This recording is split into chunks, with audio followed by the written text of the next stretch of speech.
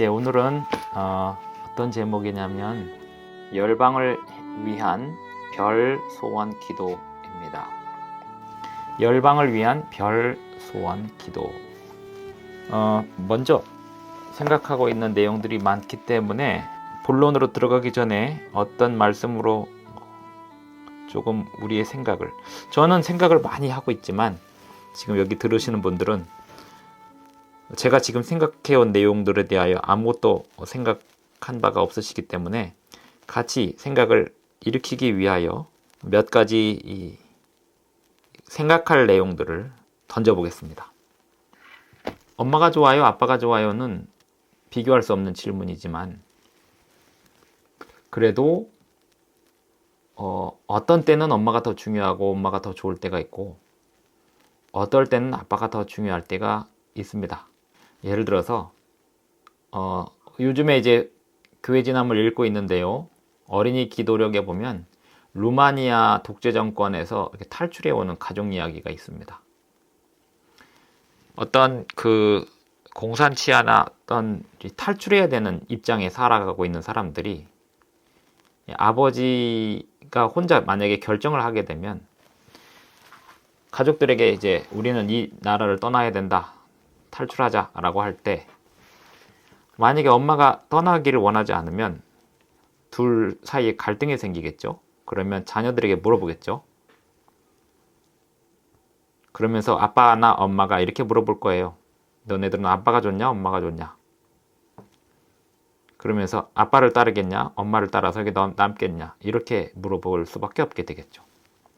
근데 이 아빠하고 엄마는 어떤 생각에서 이 아이들에게 질문하냐면, 아이들이 만약에 아빠가 좋다고 하면 엄마도 아이들과 함께 떠나는 것이고, 아이들이 만약에 엄마가 좋다고 남는다고 하면 아빠는 다시 한번 고민을 하고 혼자 갈 수가 없는데 어떻게 해야 되나 갈등하는 상황이 되겠죠. 이런저런 내용을 잘 모르는 아이들은 이런 상황에서 엄마가 좋냐 아빠가 좋냐라고 하는 질문에 대하여 답변을 해야 됩니다. 여기서 엄마가 좋냐 아빠가 좋냐라고 하는 질문은 아빠가 내린 결정을 따르겠냐 엄마가 내린 결정을 따르겠냐입니다. 이럴 때는 아이들은 결정을 해야 할까요? 예, 해야 됩니다. 만약에 아이들이 저희들은 아빠가 더 좋습니다. 그래서 엄마가 남더라도 우리는 아빠를 가야 됩니다. 엄마 아빠가 서로 다른 길을 가겠다면 우리는 아빠를 따를 겁니다. 라고 결정을 해줘야 엄마도 쉽게 아이들과 함께 나가겠다고 결정을 할 수가 있는 것입니다. 자, 그럼 이제 또 하나의 질문을 한번 해보겠습니다. 교회가 중요합니까? 성도가 중요합니까? 교회가 나아가야 할 길이 있고요. 교회는 성도 한 명 한 명으로 구성이 됩니다. 교회는 성도를 위해 존재하지만 성도도 역시 교회를 위해서 존재해야 합니다. 교회를 위해 존재하지 않는 성도는 성도가 아니고요. 성도를 위해 존재하지 않는 교회는 교회가 아닙니다. 하지만 교회와 성도가 가고자 하는 길이 다를 수가 있습니다. 그러면 목사는 교회를 택해야 될까요? 성도를 택해야 될까요? 교회를. 역시 아버지를 따를 것이냐 어머니를 따를 것이냐 아빠가 좋냐 엄마가 좋냐라고 하는 질문과 비슷한 질문이 됩니다. 어떤 때는 성도를 택해야 될 때가 있고요. 어떤 때는 교회를 택해야 될 때가 있겠죠. 성도를 택해야 된다라고 할 때는 그것에 따른 성경절, 근거 성경절은 누가복음 15장에서 잃은 양을 찾아 나서는 예수님의 모습을 근거로 들 수 있겠죠. 그 99마리의 양을 버려두고 잃은 양을 찾아 나서시는 예수님의 모습, 한 영혼이 그만큼 귀하다라는 뜻이 됩니다. 그러면서 예수님은 뭐라고 말씀하셨냐면 나는 의인을 부르러 온 것이 아니요 죄인을 부르러 왔노라 라고 이야기합니다. 그럴 때의 성도란 어떤 그 잃은 양은 누구를 이야기할까요? 잃은 양은 찾아서 구원해야 되는 잃은 양.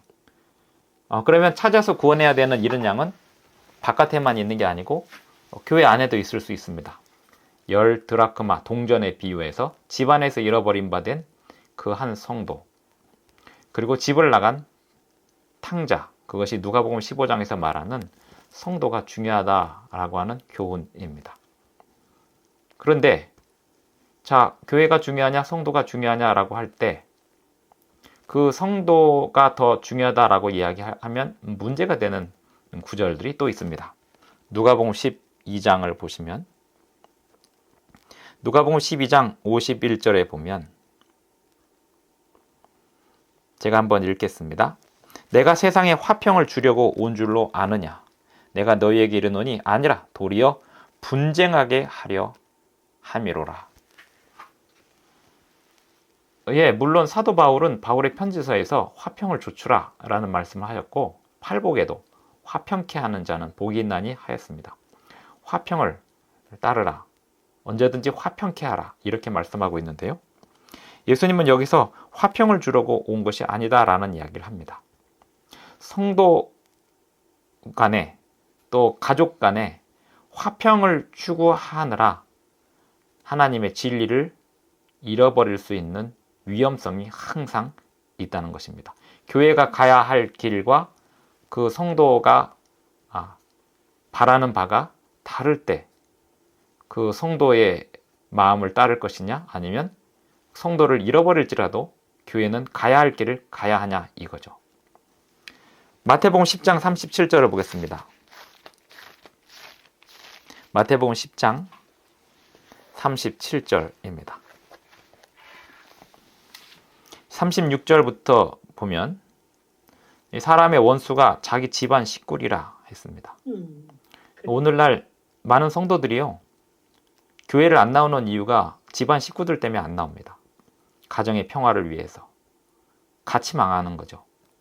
사람의 원수, 가정의 평화를 위해서, 싸움을 일으키지 않기 위해서, 분쟁을 일으키지 않기 위해서, 명절에 분쟁을 일으키지 않기 위해서 제사에 타협하고, 직장을 그만두면 가정에 문제가 되기 때문에 또 안식일을 지키면 다툼이 나니까, 음식물을 구별하면 다툼이 나니까, 갈등이 생기니까, 친구들 간에도 갈등이 생기니까 그 갈등을 피하기 위해서 음식물을 타협하고 안식일을 타협하고 진리를 타협하는 그러한 상황이 바로 원수인 것입니다. 사람의 원수는 멀리서 찾는 게 아닙니다. 자기 집안 식구가 원수라는 것이죠. 이런 경우는 예수님께서 분명하게 이렇게 말씀하시는 거예요. 성도, 네 가족, 천만의 말씀, 교회가 더 중요하다. 하나님의 뜻이 훨씬 더 중요하다. 이렇게 이야기하는 것입니다. 그러면서 37절, 아버지나 어머니를 나보다 더 사랑하는 자는 내게 합당하지 아니하고 아들이나 딸을 나보다 더 사랑하는 자도 내게 합당하지 아니하며. 아브라함은 결국 아버지 집을 떠나라고 했을 때 어떻게 했을까요? 아버지를 설득을 했습니다. 그 아버지를 설득해서 하란까지 같이 옵니다. 아브라함의 경우는 그 아버지가 다행히 설득이 되어서 같이 나온 경우이고요. 어떤 경우는 아브라함처럼 아버지를 설득하는데 실패해서 혼자 가야 할 때도 있습니다. 어쨌든 아브라함은 그 대가족의 부조, 아버지 같은 사람으로서 자신의 아버지 세대까지도 끌어안고 그 모든 가족을 이끌고 갈대아우르를 나오는데 성공합니다. 그 이유는 무엇일까요? 그 원인은 무엇일까요? 아버지의 의견이 중요하지 않았습니다. 가족들의 의견이 중요하지 않았습니다.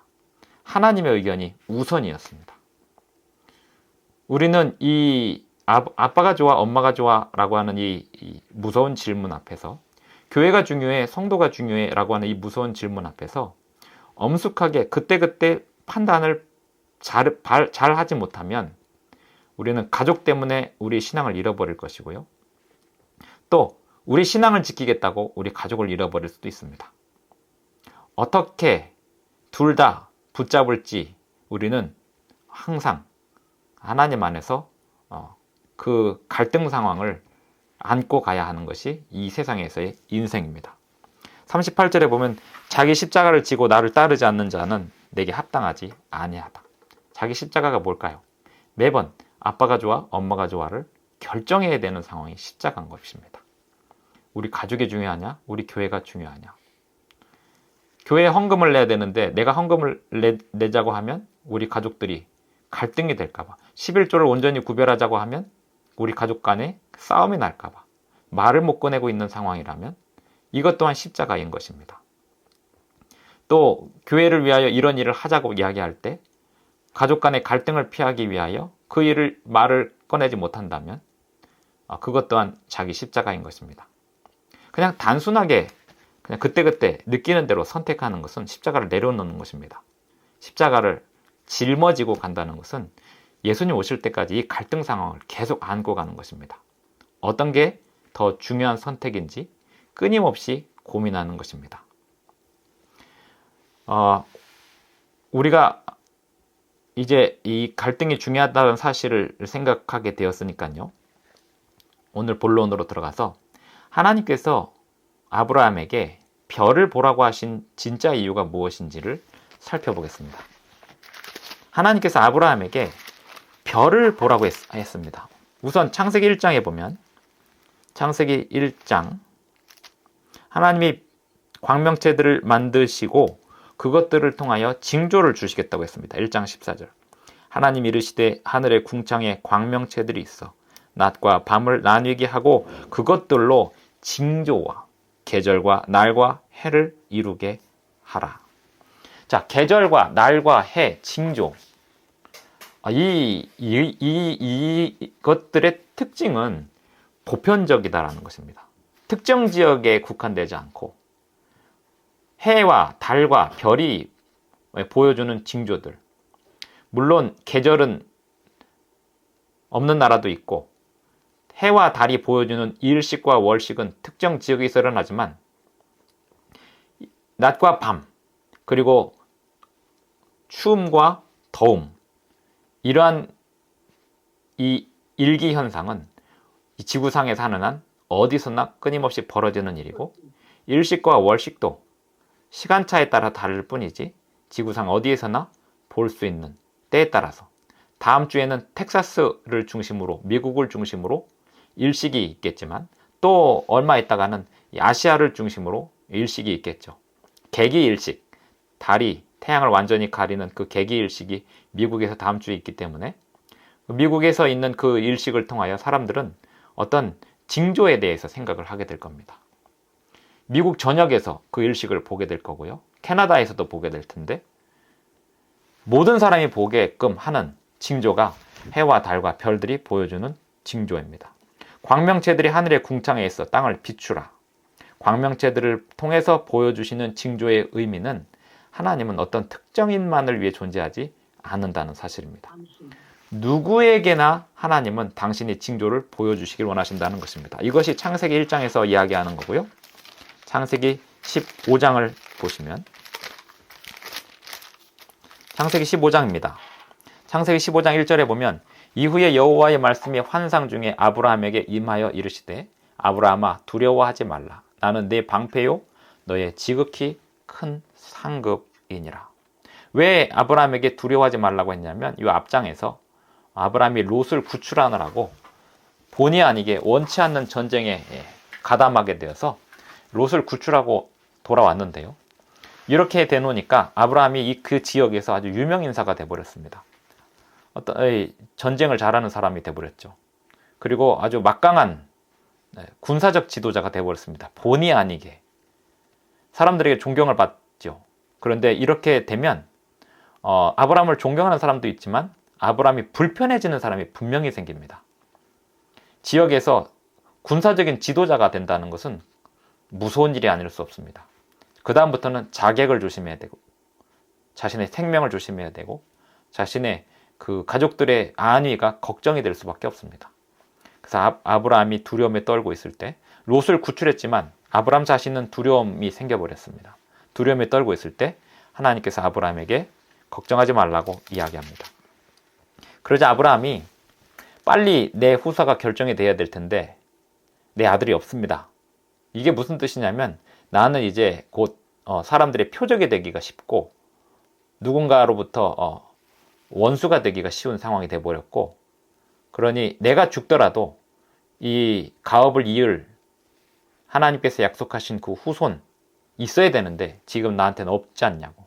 그래서 차라리 엘리에셀에게 하나님이 그 다음 일을 맡기시라고 아주 자포자기하고 있는 거예요.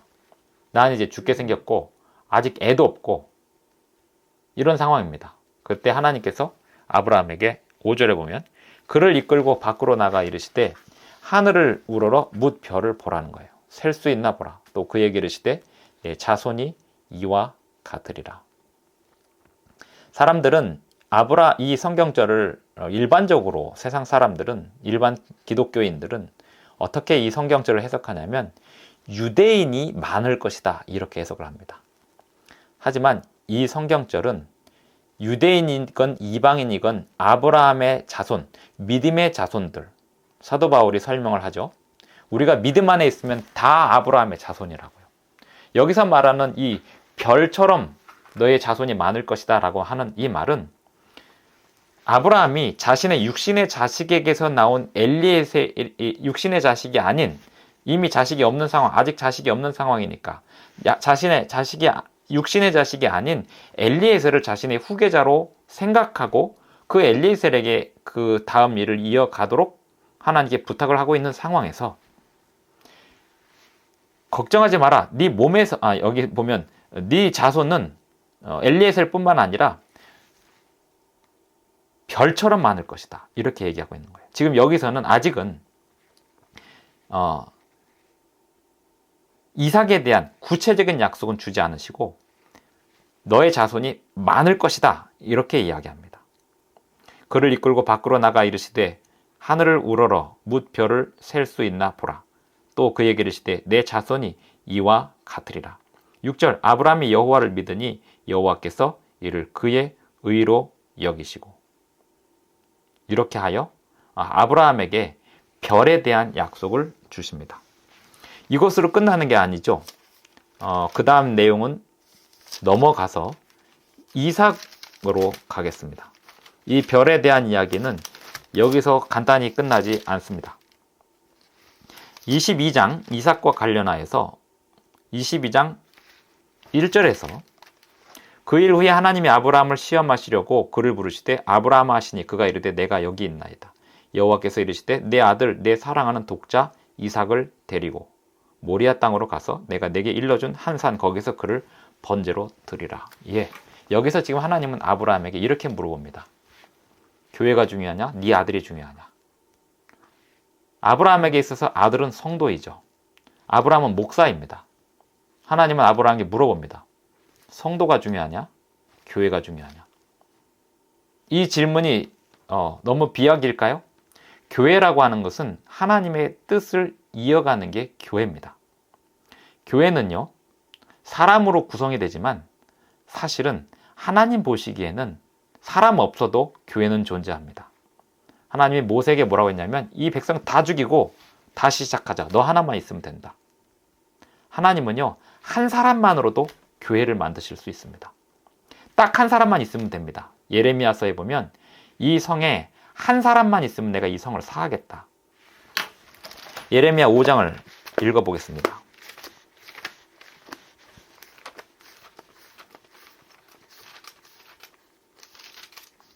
예레미야 5장 1절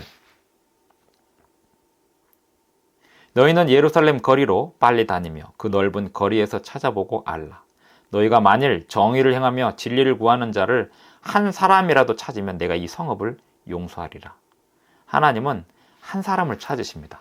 로마서 5장에 보면 아담 한 사람의 범죄로 온 세상이 죄가 되었던 것처럼 예수 그리스도 한 사람의 의로운 행위로 모든 사람이 구원을 얻을 수 있는 길이 열립니다. 교회는요, 하나님 앞에 정직한 한 사람이면 충분해요. 그 한 사람이 없으면 교회가 아닙니다. 성도가 100명이고 1000명이고 10,000명이어도 정직한 사람이 한 명도 없는 교회는 교회가 아닙니다. 그런데 다 쓰러져가는 교회에 한 명이라도 정직한 사람이 있고 하나님께 매달린 사람이 있으면 거기가 교회예요. 교회는 성도들로 구성된다고 하지만 사실은 다 떠나도 한 명만 있으면 교회가 됩니다. 그것이 하나님께서 아브라함을 부르신 목적입니다. 하나님이 아브라함을 부르실 때 교회를 부르신 거예요. 아브라함 한 사람을 부르실 때 교회를 부르신 거예요. 그리고 아브라함이 자기는 자식도 없이 죽게 생겼다고 엘리에셀이라도 빨리 후계자를 삼자고 하니까 걱정하지 말라. 너의 후손으로 말미암은 교회는 하늘의 별처럼 많을 것이다 라고 이야기합니다. 그리고 아브라함이 성도가 하나 생겼어요. 그 성도가 누구냐면 자식이죠. 육신의 자식 이삭입니다. 일단 사라나 다른 엘리에셀이나 다른 사람들은 둘째치고 아브라함의 입장에서 아브라함이 만약에 목사라면 이제 성도가 하나 딱 붙었습니다. 그 아들이 이삭이에요. 하나님이 그 성도가 중요해? 교회가 중요해? 이런 질문을 하고 있는 거예요. 아빠가 좋아? 엄마가 좋아?보다 더 잔인하고 무서운 질문이죠. 너 그 성도를 포기해야 돼. 그래야 교회 가서. 라고 물으시는 거예요. 아브라함에게 있어서 성도는 아들이죠. 자기 아들을 자기 손으로 번제로 드리라는 거죠. 칼로 아들을 찔러야 되는 상황이 벌어진 겁니다. 이게 말이 됩니까? 살인하지 말라고 하시는 명령을 하시는 하나님께서 하나님 아브라함에게 그 아들을 바치라는 거죠. 그래서 결국 그 다음 이야기는 우리가 다 아시니까 칼을 들었을 때 하나님께서 그 손을 붙드시고 이제 됐다라고 이야기하면서 준비하신 순양을 보여주시고 그 다음에 16절 이르시되 여호와께서 이르시기를 내가 나를 가리켜 맹세하노니 내가 이같이 행하여 내 아들 내 독자도 아끼지 아니하였은즉 내가 내게 큰 복을 주겠다. 가족들이 붙잡아서 교회를 못 나오거든 가족들을 버리고 교회를 가야 됩니다. 이렇게 이야기하면 오늘날 잡혀가는 시대죠. 이런 무서운 말이 어디 있습니까? 가족의 평화를 깨고라도 교회를 가야 된다고요. 진리의 하나님 말씀에 순종하고 교회를 가야 된다고요. 창세기 22장 17절 내가 내게 큰 복을 주고 내가 내 씨가 크게 번성하여 하늘의 별과 같게 하고 그 이삭을 완전히 포기했을 때 하나님께서 약속을 다시 주시는데 역시 별에 대한 약속을 주십니다. 하늘의 별과 같이 많아질 것이다. 하나님은 아브라함에게 끊임없이 질문하셨습니다. 교회가 중요해? 성도가 중요해? 아브라함은 다시 한번 답변하여 했습니다. 예, 교회가 중요합니다. 그래? 그럼 성도가 많아질 거야. 라고 이야기하시는 거예요. 아브라함은 성도가 많아지길 바랬죠. 그 성도란 아브라함의 믿음의 자손들이 많아지는 겁니다. 근데 아브라함에게 유일한 성도, 그 성도를 버리라는 거죠. 이삭이 뭐 잘못했나요? 아브라함이 뭐 잘못했나요? 아브라함과 이삭 사이에 아무런 문제가 없었습니다.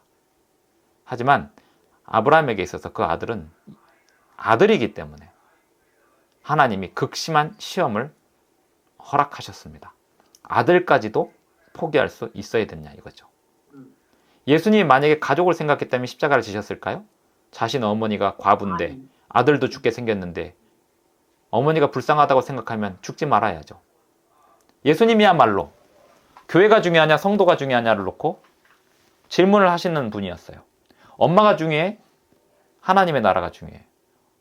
하나님의 나라가 중요하죠. 그러니까 엄마를 포기하고 자기가 십자가를 질 수 있는 거죠. 부활한다고요?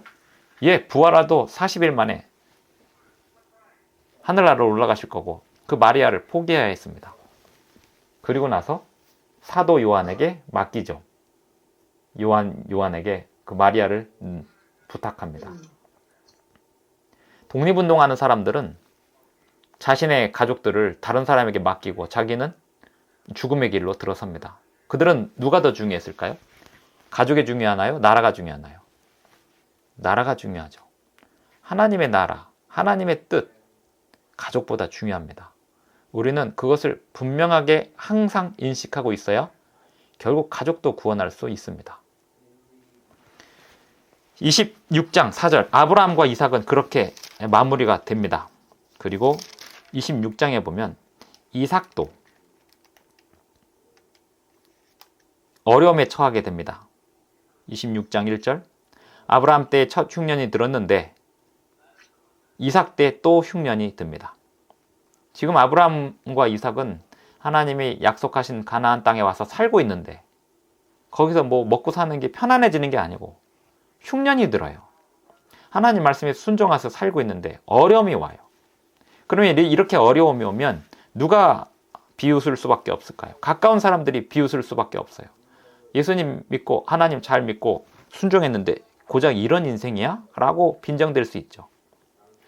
그런 상황에서 여호와께서 이삭에게 나타나 이르시되 애굽으로 내려갈 생각하지 말아라.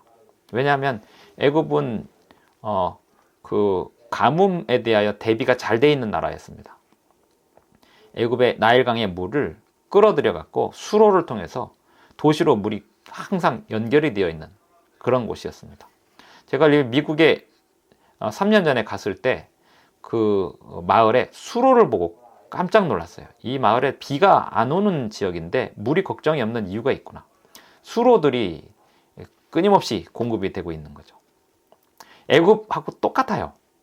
애굽이 그렇게 평평한, 제가 갔던 그 텍사스 지역이 산이 없는 곳이었는데 그냥 평평한, 산 없이 있는 그냥 맨 땅에 평평한 바닥인데 비도 없는 곳인데 물 걱정이 없어요. 그 사람들이.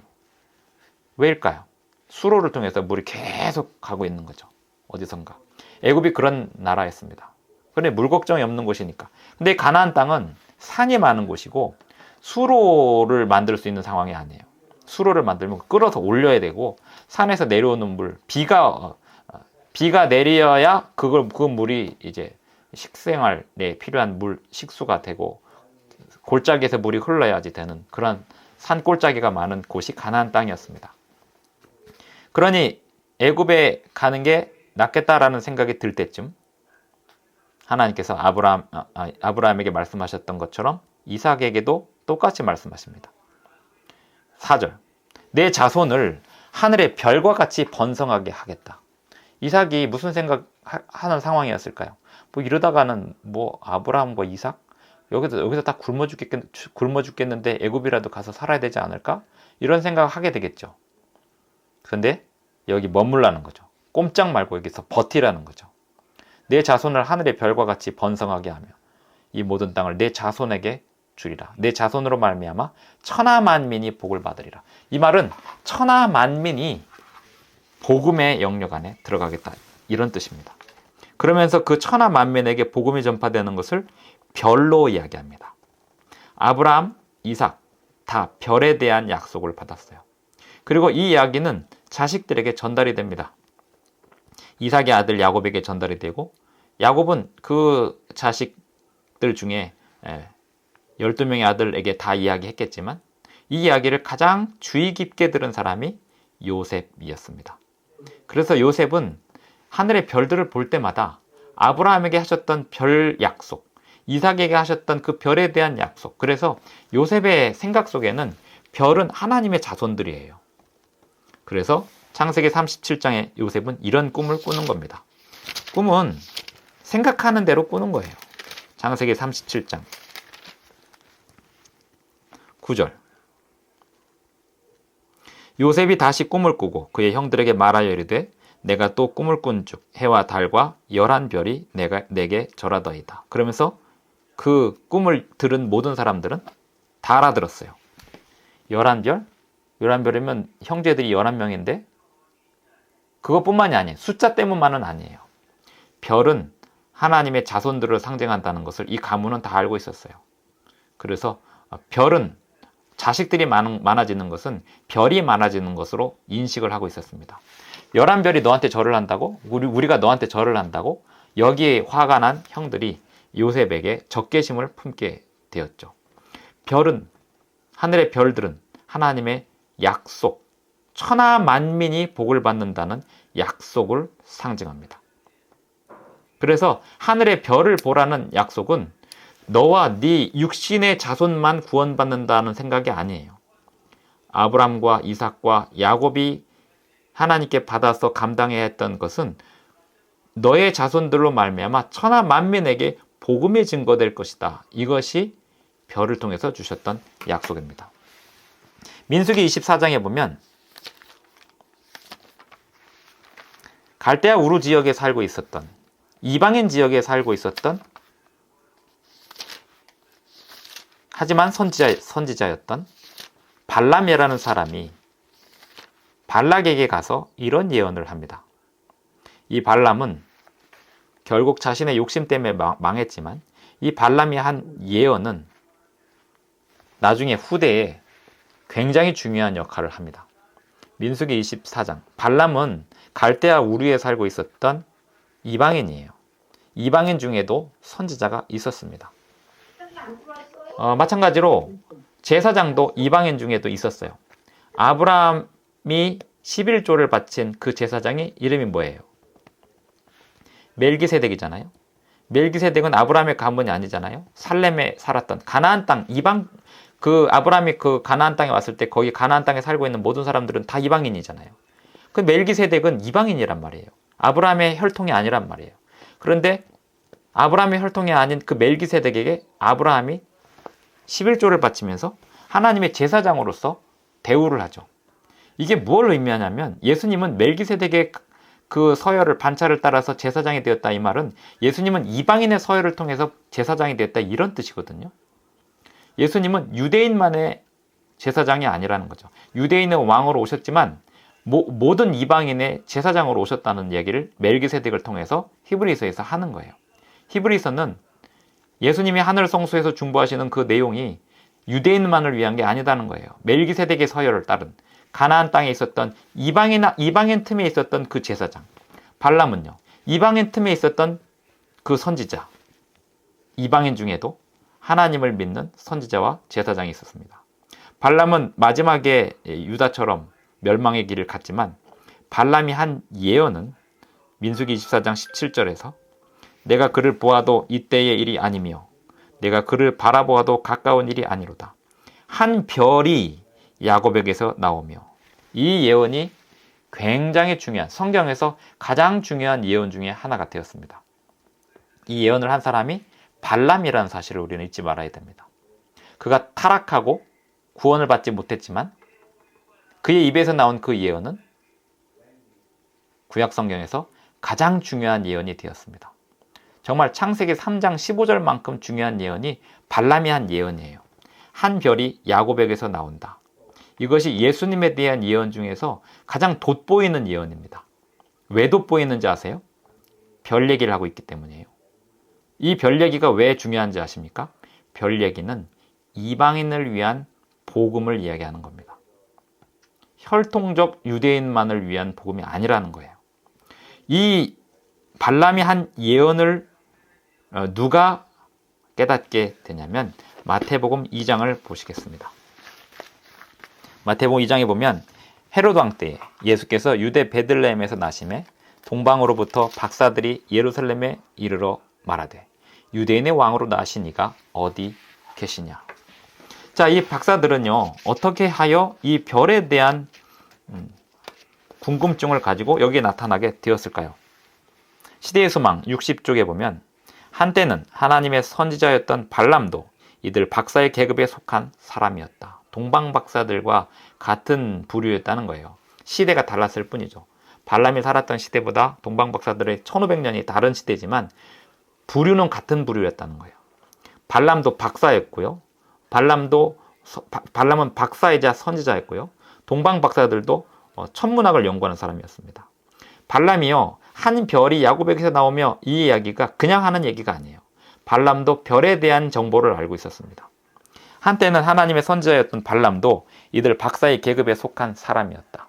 성령의 감동을 받아 그는 이스라엘의 번영과 메시아의 나타나심을 예언하였고, 그의 예언은 여러 세기를 통하여 전설로 전하여 내려왔다. 이 놀라운 이야기, 발람이 갈대아 우르 지방에 살면서 전한 그 예언이 그 갈대아 우르 지역에 전설처럼 끊임없이 내려왔다는 거예요. 그 전설을 누가 받았냐면 동방박사들이 받았다는 거예요. 놀라운 이야기가 아닐 수 없습니다.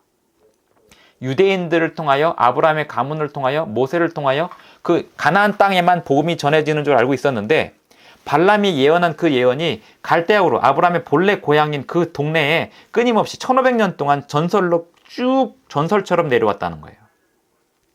하나님은 이런 식으로 모든 세상에 복음을 전하시고 계셨습니다.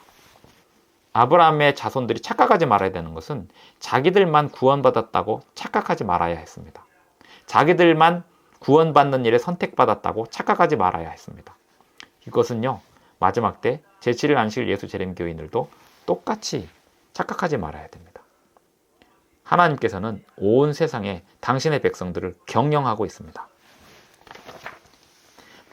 그 다음 쪽 보시면 제가 읽겠습니다. 69쪽 시대의 소망 60쪽입니다. 시대의 소망 60쪽.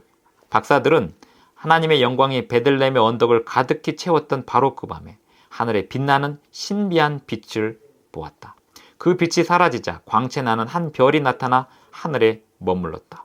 그 별은 항성도 유성도 아니었으므로 그 현상은 극도의 흥미를 일으켰다. 유튜브나 이런 이 천문학 자료들을 찾아보시면 동방박사들의 별이라고 하는 소문이 있는 별이 있어요. 목성이었을 것이다. 뭐 이런 여러 가지 추측을 하는데요. 다 무식한 소리입니다. 동방박사들이 별에 대한 지식이 얼마나 뛰어나는지 우리는 잘 몰라요. 동방박사들이 본 별은 실제 별이 아니에요. 그들이 그 전에 가지고 있었던 바벨론 기원전 600년 때부터 동방박사들까지, 그리고 바벨론 이전부터 거의 1000년 동안 갈대아 우르 지방에는, 1000년이 뭐예요? 홍수 직후에 사람들은 하늘의 별에 대하여 관측을 하기 시작했습니다. 왜냐하면 모든 농사는, 그리고 모든 1년 동안의 일정은 하늘의 별과 강물의 범람, 그 다음에 태양의 움직임, 이것이 그들의 생사와 관련되어 있었기 때문에 홍수 이후 모든 문명의 사람들은 다 하늘의 별에 대한 관측을 했고, 그 별이 어느 위치에 가면 농사를 시작하고 어느 위치에 가면 추수를 하고, 이런 것들을 다 계산하고 있었어요. 그래서 봄철 별자리, 여름철 별자리, 가을철 별자리, 이런 것들을 옛날 사람들은 상식적으로 다 알고 있었어요. 우리는 너무 달력 있고 시계 있으니까 하죠. 사실은 옛날 사람들보다 상당히 무식해요. 옛날에 휴대폰이 없던 시절에는 머릿속에 전화번호가 한 3, 40개씩 외우고 다녔거든요, 사람들이. 누구네 집 전화번호, 앞집 전화번호, 뒷집 전화번호. 지금은 자기 부인 전화번호도 몰라요. 1번, 2번. 이렇게. 우리가 밤하늘의 별자리 모르는 게 상당히 무식한 겁니다. 옛날 사람들은 조선시대만 해도 밤하늘의 별자리를 볼 줄 알아야 농사를 지을 수 있었어요. 나라에서 자, 지금부터 농사 시작, 이렇게 알려주면 좋은데, 그렇게 알려주지 않으면 별 보고 알아야 돼요. 그래서 옛날 사람들은 별에 대한 자료들을 부모로부터 끊임없이 내려왔고요. 사대부 집안은 다 별자리 공부하게 돼 있었습니다. 그것이 달력을 읽는 힘이었기 때문이에요. 별이 1년 내내 똑같은 별이 아니에요. 1년 내내 매번 다릅니다. 하늘의 별의 위치가 계속 달라져요. 그걸 읽을 줄 알아야 달력을 읽는 거예요. 우리가 오늘도 달력 4월 며칠이냐 이거 읽잖아요. 그거 읽는 것처럼 밤하늘의 별을 읽으며 살았다고요, 옛날 사람들은. 어쨌든 동방박사들은 그 밤하늘을 비추었던, 그들을 인도하는 그 별이 어떤 항성이나 유성도 아니라는 사실을 알고서 갔다, 이 말이에요. 그 별은 하늘의 천사들이었습니다.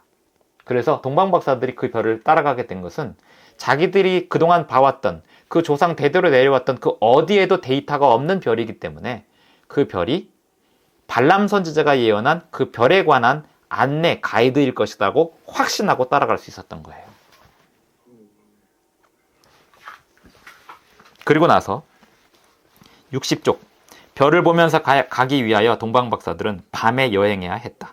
그들은 그들이 찾으려 하는 분에 대한 전설과 예언들을 암송하면서 그 시간을 보냈다. 쉬기 위하여 멈출 때마다 그들은 예언을 살펴보았으며 그들이 하늘의 인도를 받고 있다는 확신은 깊어졌다. 그들은 외적 표적으로서 그들 앞에 별을 가지고 있었을 뿐 아니라 그들의 마음을 감동시키며 그들을 소망으로 고무시키는 성령의 내적 증거도 가졌다. 그 여행은 비록 길었지만 그들에게는 즐거운 여행이었다. 며칠 밤을 가는 거예요. 그리고 나서 이스라엘에 도착을 했는데요. 예루살렘에 그 별이 멈췄어요. 베들레헴으로 바로 가지 않고. 그래서 박사들은 예루살렘에 가갖고 성전으로 가서 사람들에게 유대인을 왕으로 나신 이가 어디 계시뇨? 라고 이야기하면서 우리가 그의 별을 보고 왔다 라고 얘기합니다. 이때 유대에서는 발람이 한 예언에 대하여 떠올렸어야 돼요. 그리고 미가가 한 예언에 대하여 떠올렸어야 했습니다. 베들레헴 에브라다에서. 그리고 다니엘이 한 예언에 대하여 떠올렸어야 했습니다. 예수님이 오실 때가 다 되었다는 그 예언을 그들은 이해하고 있었습니다. 하지만 제사장들은 유전들을 되풀이해서 말하고 있었다. 유전이란 무엇인가 하면 성경 말씀에 대한 유대인 해석이 유전이에요. 사도 바울이 율법에 대하여 계속 이야기할 때 그 율법을 지킬 필요가 없다라고 이야기하는 그 율법은 유전을 이야기합니다. 유대인들이 만들어 놓은 그 유전을 이야기합니다. 제사장들은 유전들을 되풀이해서 말하고 있었다. 그들의 신앙과 자신의 경건성은 높이면서 헬라 사람과 로마 사람은 이방인이요 다른 민족들보다 더 큰 죄인들이라고 비난한다. 이 박사들은 우상 숭배자들이 아니었으며 하나님 보시기에는 당신을 경배하노라고 공언하는 이들보다 훨씬 더 높은 수준에 있다. 그럼에도 불구하고 그들은 유대인들에게 이방인으로 여겨진다. 하나님의 말씀의 수호자로 임명을 받은 자들 가운데서도 이들의 열렬한 물음에 동감하는 사람은 하나도 없다. 동방 박사들이 와갖고 별 얘기를 하니까 유대인들이 일단 저 이방인이 별 얘기한다? 배척! 이렇게 되는 거예요. 쟤네들이 뭘 알아? 쟤네들이 무슨 뭘 안다고 예수 그리스도 아니 그 메시아에 대한 예언을 가지고 와가지고 얘기를 하는 거야? 이러면서 아무도 동감하지 않았다는 거예요.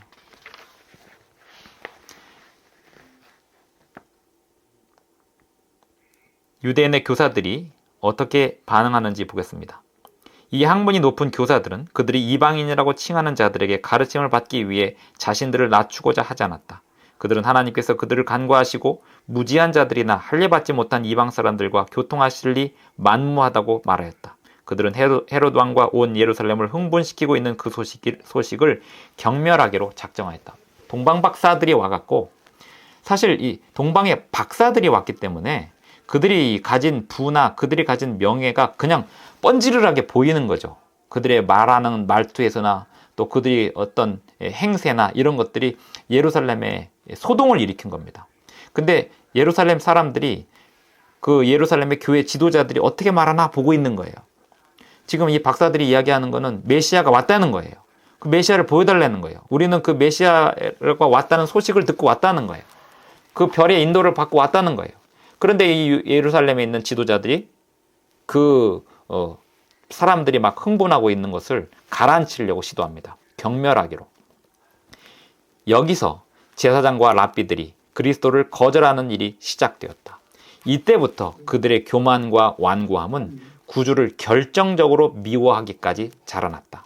하나님께서 이방 사람들에게 문을 여시는 동안 유대의 지도자들은 그들 자신에게 문을 닫고 있었다. 유대인들이 예루살렘의 유대 지도자들이 예수님을 배척하기 시작한 게 언제부터냐면 동방 박사들이 방문할 때부터 배척하기 시작했다는 거예요. 예수님을 못 알아보게 된 이유는 이방인이 와갖고 이야기를 하니까 그걸 싫어해서 배척하면서 예수님까지도 십자가에 못 박는 길로 가버렸다는 거예요. 박사들끼리만 예루살렘을 출발하였다. 그들이 성문을 나설 때에는 땅거미가 지고 있었지만 매우 기쁘게도 그들은 그 별을 다시 보았고 베들레헴으로 인도받았다. 그들은 목자들과는 달리 예수님의 초라한 형편에 대하여는 아무런 암시도 받지 못하였다. 자, 65쪽 이어서 계속 읽습니다.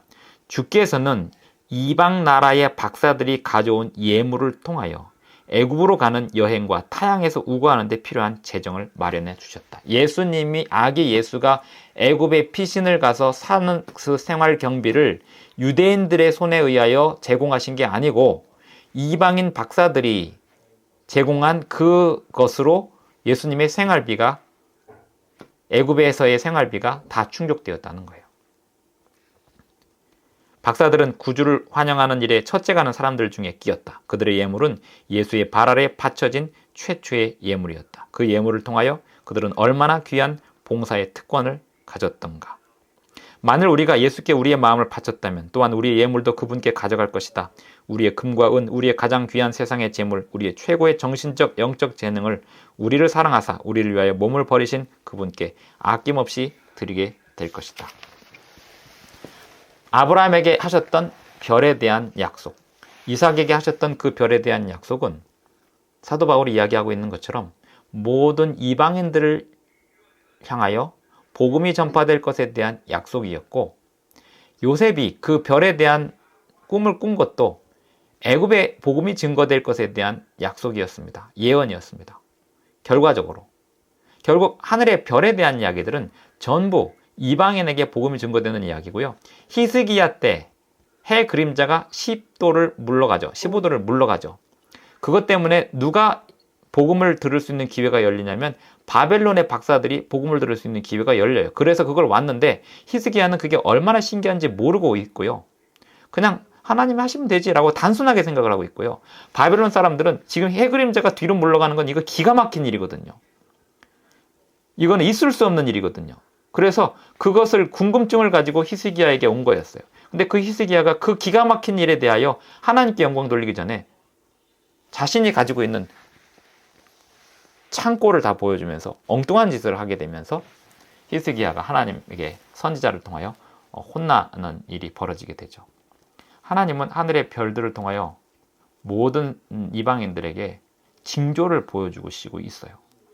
그런데 예루살렘에서 성경만 본다고 하는 사람들은 이방인들이 가지고 오는 그 징조들에 대하여 분별할 준비가 되어 있지 않습니다. 동방박사들은 발람이 한 별에 관한 예언을 듣고 온 사람이었습니다. 그들은 유대인들만큼 성경을 몰랐지만 유대인들보다 더 예수님을 영접할 준비가 되어 있었고 결국 예수님의 애굽에서의 생활비는 동방박사들이 준 황금과 유향과 몰약으로 유지가 됩니다. 예수님께서 마지막 때 하늘의 별들이 떨어질 것이다. 징조를 또 하시죠. 그게 뭘 의미할까요? 예수님은 마지막 때 이방인들 가운데 수많은 백성들을 경영하실 것이다. 이걸 의미합니다. 하나님은 당신의 백성들을 온 세상에 품고 있습니다. 그들을 맞아들일 준비가 우리는 되어 있는가? 그렇다면 우리는 하늘의 별을 보면서 주신 약속들을 다시 한번 되새겨야 됩니다. 다시 여기서 생각해 봅니다. 성도가 중요하냐? 교회가 중요하냐? 저는 오늘 교회가 중요하다고 과감하게 말하겠습니다.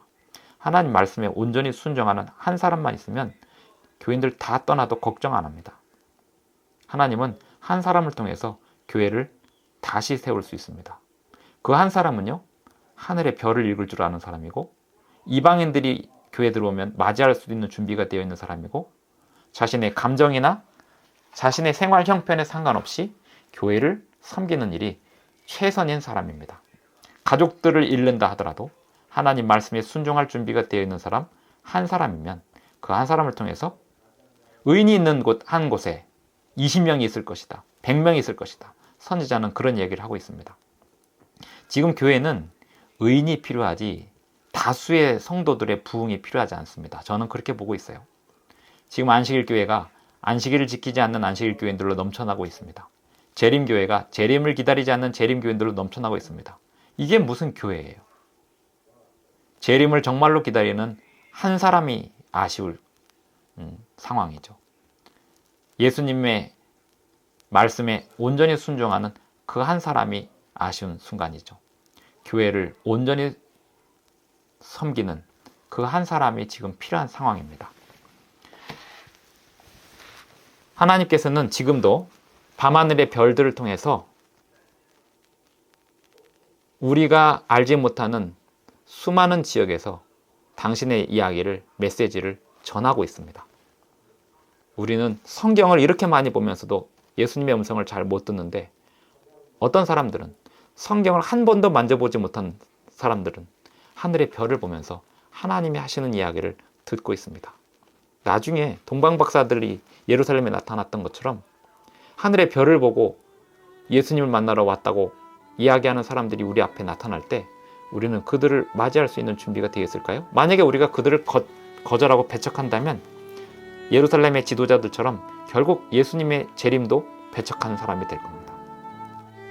교회는 하나님의 수많은 경영하시는 백성들을 바라볼 줄 아는 그러한 성도 한 사람이 교회입니다. 기도하시겠습니다. 하늘에 계신 우리 아버지, 오늘도 우리에게 주님의 말씀을 통하여 약속을 주시니 감사합니다. 이 세상 어디에서든지 밤이 있는 곳이면 별을 볼 수 있게 하시고 그 별을 통하여 주님의 약속을 보게 하셨으니 그 약속을 받아서 주님께 나오는 사람들과 함께 예수님의 다시 오심을 준비하는 우리가 될 수 있도록 도와주시옵소서. 예수님의 이름으로 기도합니다.